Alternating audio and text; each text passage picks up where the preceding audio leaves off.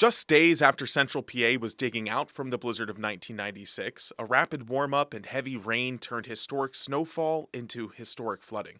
Total with my home and the long level marina, I probably took $1 million in damage. The Susquehanna River and its tributaries rose quickly. Ice jams made flooding sudden and unpredictable. And for many communities, it was the worst they'd seen since Hurricane Agnes in 1972. I've cried enough tears to cause another flood, I think. In Harrisburg, the power of floodwaters and ice flow proved too much for one iconic structure. The swollen river rushes through the gap in the Walnut Street walking bridge.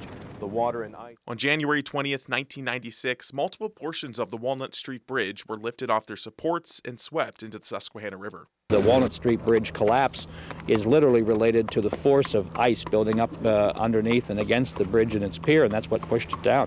30 years later, emergency officials say they're better prepared for flooding like this today. I think there's less siloing of information, local to federal, local to state. I think there's just more communication all the way around, and that just makes for a better response. Emergency managers say forecasting, communication between responders, and available resources have all improved, giving communities more time and more tools when flooding threatens. But one thing that we advocate in CERT is that you as a resident might be on your own for a little while. That's just the reality, is that there are only so many first responders, and so a lot of times help is not just around the corner, so we encourage self-sufficiency.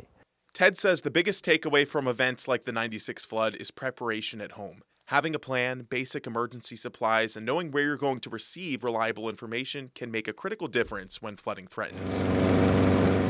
Grant Carlton, Fox 43 News.